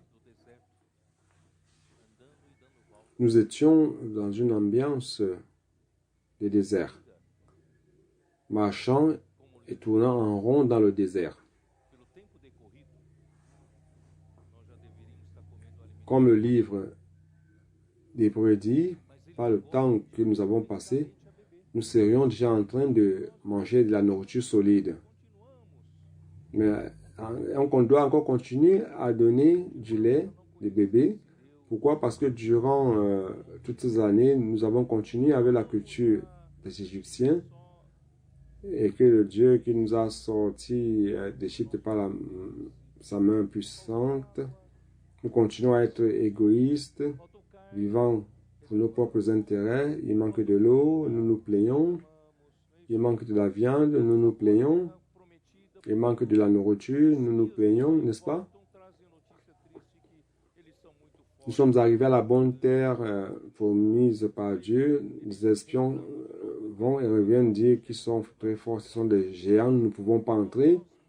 Et ils se plaignent de nouveau, ils veulent susciter un chef pour les ramener en Égypte. Donc, frère, durant ces dernières années, nous avons plus ou moins vécu comme cela, trop de superficialité, trop d'enfantillage. L'ambiance parmi nous, dans un passé récent, était encore des rivalités, de compétition. Certaines églises luttent pour la puissance, la grandeur, pour savoir qui domine quelle église domine quelle autre église, des jalousies, des mésententes, des médisances, des critiques des leaders, des jugements, jugeant par son nom naturel. Parmi nous, il y avait encore beaucoup de cela. Cela fait tout simplement retarder l'avancée du peuple de Dieu. N'est-ce pas? Dieu a préparé Moïse. Mais ce peuple n'est pas préparé pour entrer dans la bonne terre de Canaan. Le peuple murmure et revendique de tout. Lorsqu'une difficulté vient, pourquoi il ne nous a pas fait mourir en Égypte? Pourquoi il nous a amenés ici au désert, dans le désert pour mourir? Ce peuple ne connaît pas l'Éternel. Il y a quelque temps de cela, c'était notre ambiance. Il y a des moments où il n'y avait plus d'enthousiasme dans la vie d'église, pas de passion pour vivre par cette vision, cette commission. Le service de l'église était tout simplement fait d'une manière négligente, juste parce qu'il fallait faire. Lorsque vous êtes programmé, des fois vous trouvez des excuses pour ne pas y aller. Nous étions comme cela, n'est-ce pas? Nous tournons en rond et en rond et en rond. Chaque année, on se retrouve au même point. Nous rendons grâce au Seigneur, frère. Les choses ont changé, l'ambiance a changé. Le Seigneur a commencé à nous restaurer. Nous avons arrêté les critiques. Avec les critiques, Aujourd'hui, je ne vois plus cette ambiance de critiques, de médisances, les uns voulant faire tomber les autres. Non, nous, grâce au Seigneur, nous avons appris avec la parole de Splagnon que nous devons nous supporter les uns les autres en amour. Nous sommes membres du corps du Christ. Nous ne sommes pas des rivaux. Nous ne sommes pas dans une compétition. Nous sommes membres du même corps. Nous avons besoin que les uns appuyant les autres, supportant les uns les autres. Si un membre croit, le corps est sain et je bénéficie de cela. Et grâce au Seigneur, l'ambiance a changé parmi nous. Ou dans votre église n'a pas changé. Si ça n'a pas changé, il y a quelque chose qui ne va pas. Donc, nous savons que l'ambiance a changé et les choses se passent. Le colportage dynamique, la prédication de l'évangile par le moyen de puis-je prier pour vous avant ce jeûne, le groupe familial de soins et de multiplication. L'église a plus de fraîcheur, les réunions sont pleines de fraîcheur. Donc, je parle d'une manière générale. Si votre église n'a pas encore cette situation, cherchez le Seigneur. Donc, ça doit changer. Il faut que ça change, n'est-ce pas? Comme il y a presque 2 ans de cela, on allait en Chili. J'en voulais. Le frère donc allait durant 38 ans, il allait chaque année, 2 fois par an, il y allait au Chili. Durant je leur ai dit, durant cette 39 ans, vous n'avez pas changé. Il manque un an pour faire 40 ans. Le peuple d'Israël est resté 40 ans dans le désert. Est-ce que ce n'est pas le moment de changer la course? Est-ce que ce n'est pas le moment d'arrêter de tourner en rond dans le désert, en tournant dans la bonne terre, oui ou non? Donc, rendons grâce à Dieu. L'ambiance a changé. Cela m'a donné de l'espérance de ce que nous sommes aujourd'hui en train d'arrêter de tourner en rond dans le désert. Nous sommes dans la direction de la bonne terre de Canaan. J'ai appelé cela la dernière ligne droite. Nous sommes sur la dernière ligne droite et que nous arrêtons de tourner en rond dans le désert. Nous sommes dans la direction de la conquête de la bonne terre de Canaan.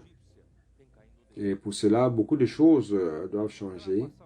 Notre culture égyptienne doit tomber dans le désert. Nous devons traverser le Jourdain en nouveauté de vie dans la culture de Dieu.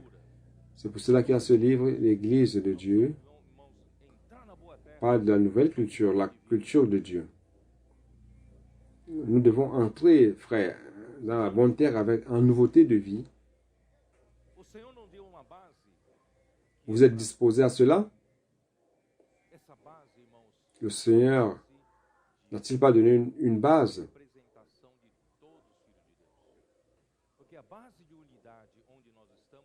La base de la représentation de tous les enfants de Dieu. Car la base de l'unité sur laquelle nous sommes frères représente tous les enfants de Dieu. Ce n'est pas une base de division. Ce n'est pas uniquement pour une partie des enfants de Dieu, mais c'est la base de l'unité que l'Esprit nous a montré dans la Bible, que nous piétinons. Cette base représente tous les enfants de Dieu qui sont véritablement appelés par Dieu et régénérés par l'Esprit Saint. À cause de cette base qui représente tous les enfants de Dieu, Dieu nous donne donc la parole prophétique. Ce n'est pas parce que nous sommes meilleurs. Ce n'est pas parce que nous sommes ceux qui ont plus de capacités, mais c'est parce que nous sommes sur la base. Donc cette parole prophétique, c'est pour tous les enfants de Dieu. Ce n'est pas seulement pour nous. Cependant, le Seigneur ne nous a pas donné un mouvement de masse. Nous ne sommes pas un mouvement de multitude. Nous n'avons pas encore un nombre significatif comme certains groupes qui ont des millions de membres. Nous n'avons pas ce chiffre, ce nombre. C'est comme si on ne pouvait pas accomplir la volonté du Seigneur, mais le Seigneur nous a donné une promesse. Nous sommes ce petit troupeau et il a plu au Père de nous remettre son royaume. Qu'est-ce que cela veut dire? Le royaume, c'est la récompense pour ceux qui recherchent sa volonté. Il y a des multitudes de chrétiens, mais la grande partie des chrétiens recherchent ses propres intérêts pour se remplir de du pain, de la multiplication de pain, pour courir après la guérison, après la prospérité matérielle, après ses propres intérêts, au lieu de faire la volonté du Père. Alors je voulais dire, frère, que malgré le fait que nous ne sommes pas un mouvement de masse, nous n'avons pas une grande multitude, je voudrais croire que ceux qui vivent la vie d'église avec nous sont ceux qui veulent faire la volonté de Dieu.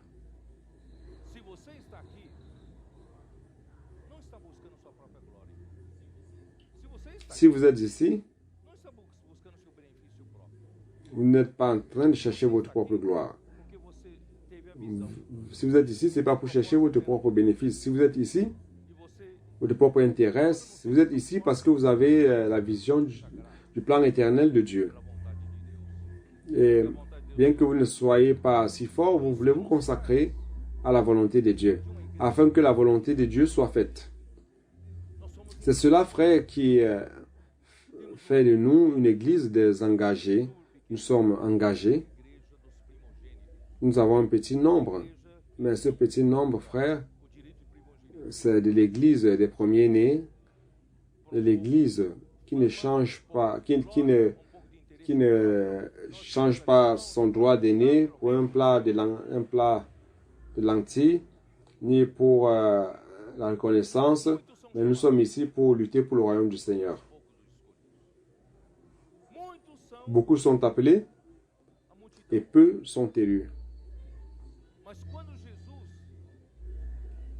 La multitude est grande, beaucoup sont dans la multitude, mais lorsque Jésus ne voulait pas uniquement donner du pain, de la multiplication des pains, la grande multitude s'en est allée. Les Juifs sont partis, ils ont rejeté Jésus, les disciples s'en ont allés, et il n'y avait que les 12 qui sont restés. Vous voulez être qui?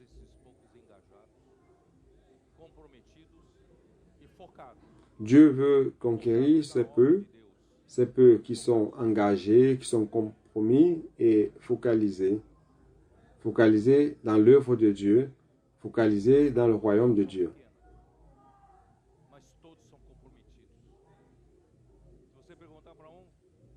Israël, c'est une petite nation, mais tous sont compromis. Si vous demandez à un, quelle est sa profession, il te dit, je suis soldat. Nous tous, nous sommes soldats. Nous sommes prêts à mourir pour le royaume. Oui ou non? Frère, vous savez que cette année, c'était l'année la plus fatigante pour moi. Chaque week-end, je suis dehors, je suis en train d'aller dans un lieu. Et les frères qui me reçoivent là, ils veulent me sucer au maximum. Pour eux, c'est clair, c'est un événement unique. Mais pour moi, c'est chaque week-end, n'est-ce pas? Et je vois le Seigneur œuvrer chaque week-end. Le Seigneur bénissant chaque week-end. Parfois, même fatigué. Mais je me réjouis, je me motive à cause du résultat de l'œuvre. Le résultat de ce que la volonté de Dieu est faite, n'est-ce pas?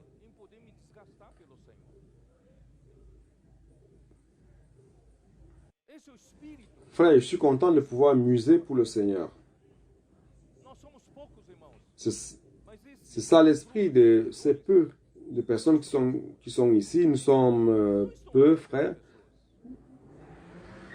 Ces groupes de multitudes ne sont pas dans la rue, ils ne sont pas en train de prier pour les personnes. Ils ne sont pas en train de sauver des personnes. Ils ne sont pas en train d'amener la parole écrite de l'évangile du royaume aux personnes. Et qui sont dans la rue? Qui est-ce qui sont en train de contacter les personnes qui ont besoin, c'est-à-dire les aveugles, les infirmes? Qui sont ceux qui sont dans les rues? C'est ce petit groupe.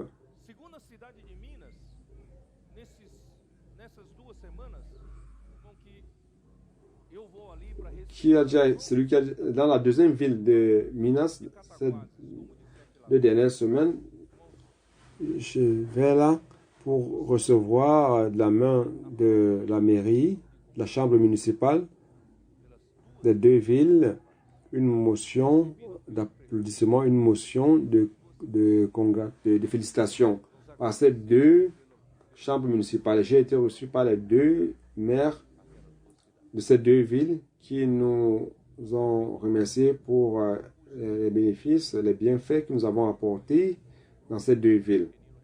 Ça n'a pas été fait par les groupes de millions de personnes, mais par un petit groupe, un petit troupeau. Frère, nous devons faire différemment les choses. Nous voulons ramener le Seigneur. C'est la seule chose qui m'intéresse et qui vous intéresse aussi, n'est-ce pas? Cet esprit, frère, c'est par cet esprit que nous allons entrer pour conquérir la bonne terre. Pourquoi? En entrant, en traversant le Jourdain, il y a une guerre. Est-ce que vous êtes disposés? Vous êtes disposés à conquérir la bonne terre? C'est pour cela, frère,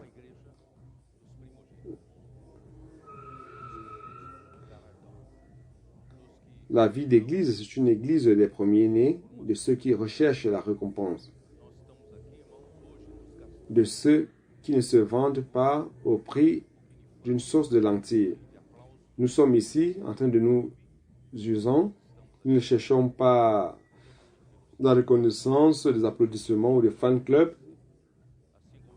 Nous sommes ici totalement pour le Seigneur. Et le Seigneur veut œuvrer en vous, tout comme il a œuvré en Moïse et en Paul.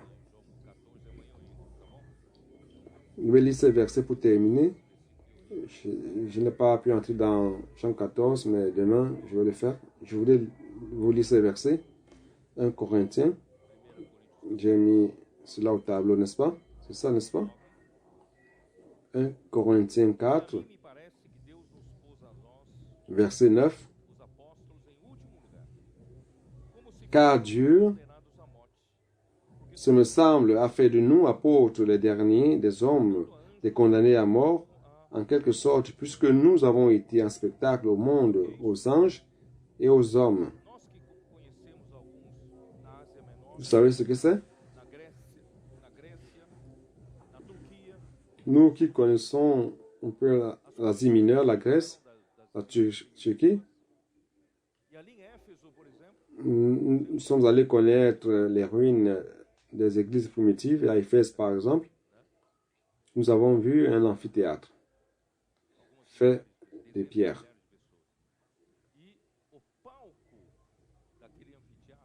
Pas des dizaines de milliers de personnes.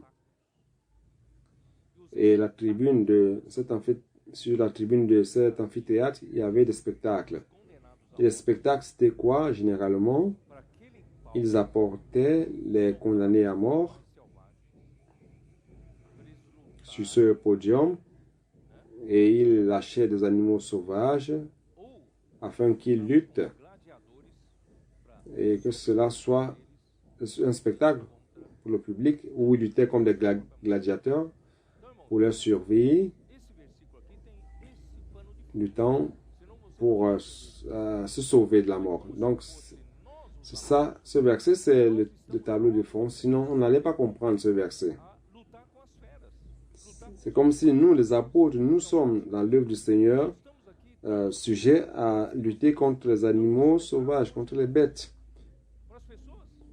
Nous sommes ici comme si nous sommes en train de donner du spectacle aux personnes.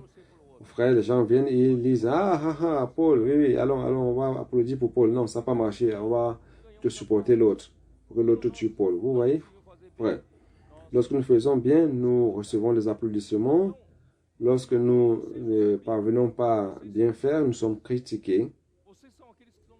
Et il dit, vous les Corinthiens, vous êtes nobles.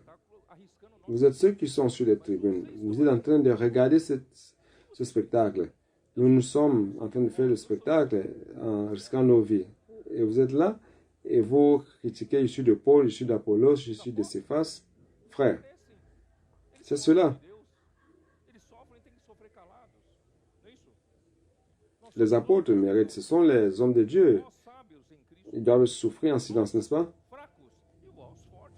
Nous sommes fous à cause de Christ, mais vous, vous êtes sages en Christ. Nous sommes faibles, mais vous êtes forts. Vous êtes honorés et nous sommes méprisés. Nous ne méritons aucune considération. Vous êtes sur la tribune à la place des nobles et des rois. Jusqu'à 7 heures, nous souffrons la faim, la soif, la nudité. Nous sommes maltraités, errants ça et là. Vous avez déjà essayé de vivre comme un nomade sans habitation. C'est quelque chose d'horrible. Vous n'avez pas de maison. Les apôtres prêchaient l'évangile de ville en ville. Ils prenaient soin des églises. Ils n'avaient pas d'habitation. Chaque week-end, je suis dans un lieu différent. Parfois, les frères m'accueillent bien, me reçoivent dans un hôtel.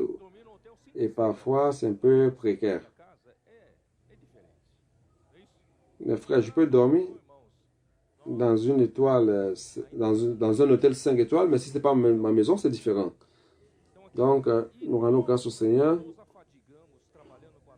car nous sommes tout près de ces apôtres de cette époque-là. Et il dit, et nous fatiguons à travailler de nos propres mains, injuriés, frères, car nous sommes injuriés, nous devons bénir. Vous comprenez? Vous êtes apôtres, vous êtes spirituels. Lorsque quelqu'un vous insulte, vous ne devez pas rendre cela. Vous devez garder la position d'un homme de Dieu. Vous devez bénir. Vous me comprenez? Oui ou non?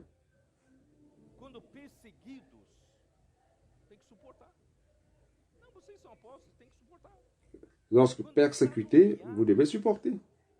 Vous êtes apôtre, vous devez supporter. Calomnier,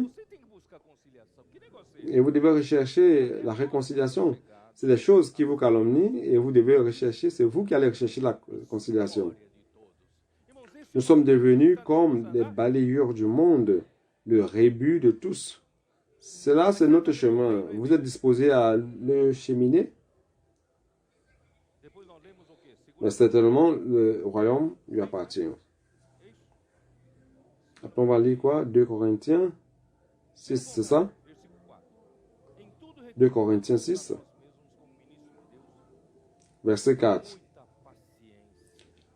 Mais nous nous rendons à tous égards recommandables comme serviteurs de Dieu par beaucoup de patience, dans les tribulations, dans les calamités, dans les détresses, sous les coups, dans les prisons, dans les troubles, dans les travaux, dans les veilles, dans les jeûnes, par la pureté, par la connaissance, par la longanimité, par la bonté, par un esprit saint, par une charité, un amour sincère, par la parole de vérité, par la puissance de Dieu, par les armes offensives et défensives de la justice, au milieu de la gloire et de l'ignominie, au milieu de la mauvaise et de la bonne réputation, étant regardé comme imposteur. C'est nos taxes d'imposteur, quoique véridique, comme inconnu, quoique bien connu, comme mourant, et voici nous vivons, comme châtiés, quoique non mis à mort, comme attestés, et nous sommes toujours joyeux, comme pauvres, et nous en enrichissons plusieurs, comme n'ayant rien et nous possédons toutes choses.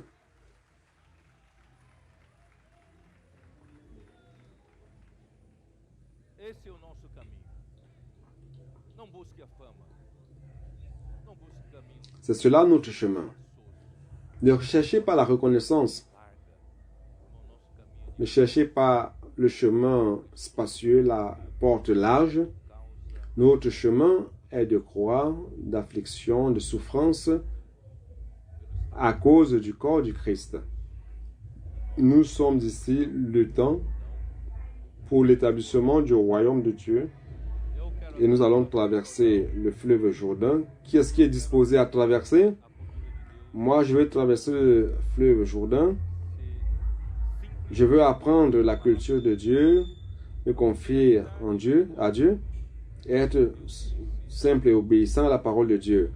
La première ville, Jéricho. Et Dieu dit au peuple de marcher autour de la ville de Jéricho une fois par jour. Et le dernier jour, 7 fois. Frères, si nous ne sommes pas travaillés par Dieu, étant encore plein de la culture égyptienne, sans connaître Dieu, sans connaître les chemins de Dieu, vous n'allez pas vous soumettre à tourner autour de la ville. Vous n'allez pas le faire. Vous allez dire, je ne connais aucune tactique de guerre qui consiste à tourner autour de la ville et pour conquérir la ville. Vous allez refuser. Vous allez dire, c'est une folie, c'est des clowneries. Je ne veux pas participer à cette clownerie. Vous auriez dit, ma tribu ne va pas y participer. Et si votre tribu n'y participe pas, alors Jéricho ne sera pas prise. Mais nous rendons grâce à Dieu, frère. Ce peuple est maintenant travaillé. Tout ce que j'ai dit, Seigneur, frère, le Seigneur veut travailler cela en nous.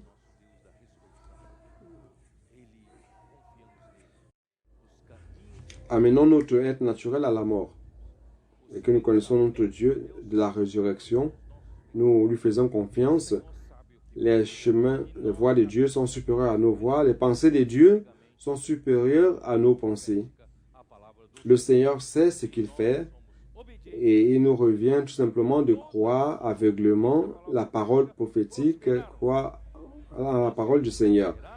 Et étant obéissant, vous pouvez voir que tous ceux qui ont été obéissants à la parole prophétique ont prospéré. Nous voulons prospérer et nous allons faire selon la parole prophétique. Nous allons tourner en rond, tourner autour de Jéricho. Le dernier jour, frère, tous ont tourné 7 fois autour de la ville. Ils ont crié, les trompettes ont retenti et la muraille est tombée. Nous avons vaincu la guerre. Et à la prochaine ville, ils ont commencé à confier en eux-mêmes. Ils ont eu la déroute à Haï. Nous devons apprendre à nous confier au Seigneur. Pour conquérir la bonne terre de Canaan, on doit vaincre la guerre. Et pour vaincre la guerre, frère, nous allons monter vers un autre niveau. Dans la vie d'église, le niveau auquel nous sommes aujourd'hui ne sera plus suffisant et nous devons aller vers un autre niveau. Et je parlerai de cela demain. J'espère que le Seigneur a ouvert vos yeux afin que vous voyez où vous êtes et où vous allez. Tout au moins, frère, nous ne sommes plus en train de perdre du temps, tournant en rond dans le désert. Nous sommes en train d'avancer. Alléluia. Nous allons avancer en direction de la bonne terre de Canaan. Nous allons conquérir tous les Cananéens, prenant la terre au Seigneur, pour le Seigneur. Entrant en possession de la terre, le Seigneur reviendra pour prendre possession de la terre. Frère, aujourd'hui, je n'exige rien pour moi, mais tout c'est pour la volonté, faire la volonté de Dieu. Je n'exige rien pour moi, mais ce jour-là, dans le royaume, je voudrais exiger. Et dire, Seigneur, je veux ma récompense. Où est ma récompense? Je veux régner avec Christ durant 1000 ans. Mais aujourd'hui, frère, c'est l'affliction. Aujourd'hui, c'est la souffrance. Aujourd'hui, c'est régner la vie de l'âme, afin que le Seigneur puisse triompher et accomplir sa volonté. Nous sommes peu, mais nous allons faire la volonté du Seigneur. Que le Seigneur vous bénisse. Je voudrais croire, frère, que dans la vie d'église, sortira la grande majorité des vainqueurs. Et nous avons aussi une responsabilité de prêcher l'évangile pour gagner plus de personnes. Et nous devons prendre soin de ces personnes dans la vie d'église afin que eux tous soient des vainqueurs. Qu'ils aient cet esprit de vainqueur,